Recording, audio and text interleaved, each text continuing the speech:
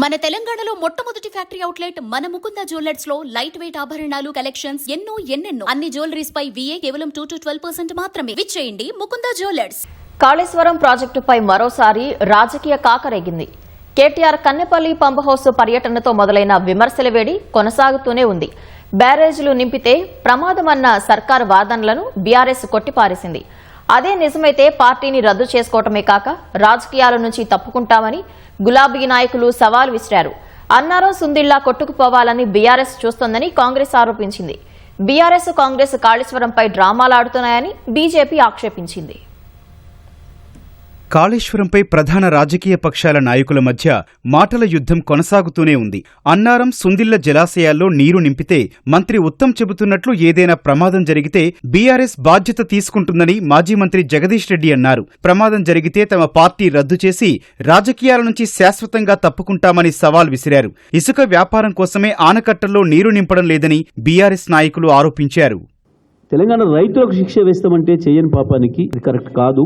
₹1,00,000 కాదు 10 రూపాయల అవినీతిని కూడా తీయలేకపోయింది. 2.5 ఏళ్ళు అయిపోయింది, 3 ఏళ్లకు వచ్చింది. మీరు వేసే కమిషన్నే కోర్టు చెత్తపుట్టలో పడేసింది. మేడిగడ్డ బరాజ్తో సంబంధం లేకుండానే ఇవాళ నీళ్లు తీయొచ్చు. వారం అంటే వారంలో చేసి చూపిస్తాం.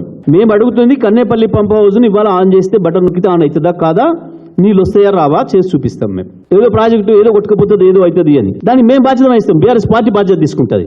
మేము బీఆర్ఎస్ పార్టీని రద్దు చేసుకుంటాం, శాశ్వతంగా రాజకీయాల నుంచి తప్పుకుంటాం. ఏమి జరగదు అని మేము చెప్తున్నాం.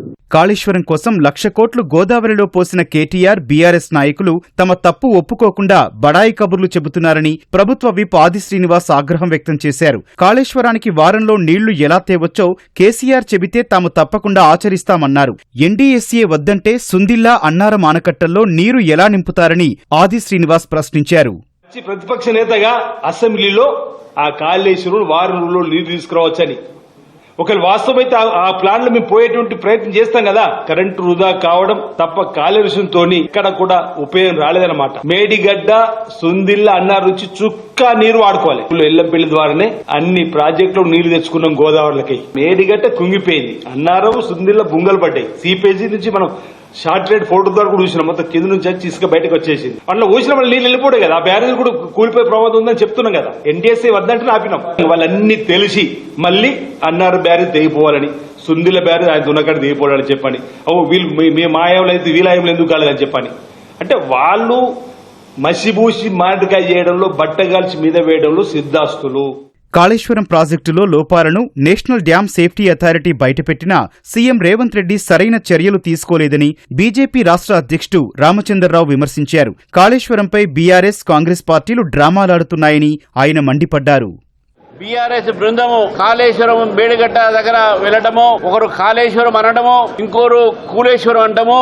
కానీ ప్రజలకు తెలుసు ఇద్దరు కలిసి పెద్ద డ్రామేశ్వరం చేస్తా ఉన్నారు. వీరు 1,30,000 కోట్లతోని నిర్మాణం చేసినటువంటి ఒక కాళేశ్వరం ఒక ప్రాజెక్ట్ ని బ్యారేజెస్ అన్ని కూడా బ్రీచ్ అయితే నేషనల్ డ్యామ్ సేఫ్టీ అథారిటీ వాళ్ళు 3 సార్లు దాన్ని ప్రవేశించిన తర్వాత దాంట్లో ఉన్నటువంటి ఒక నాణ్యత లోపాల గురించి మాట్లాడడం జరిగింది. మరి ఇప్పటి వరకు కూడా రాష్ట్ర ప్రభుత్వము దాన్ని రిపేర్ చేయకుండా ఈ 2 పార్టీలు కూడా ప్రజల ఒక సంబంధించిన జీవితాలతో ఆడుతా ఉన్నారు, రైతుల జీవితాలతో ఆడుతా ఉన్నారు.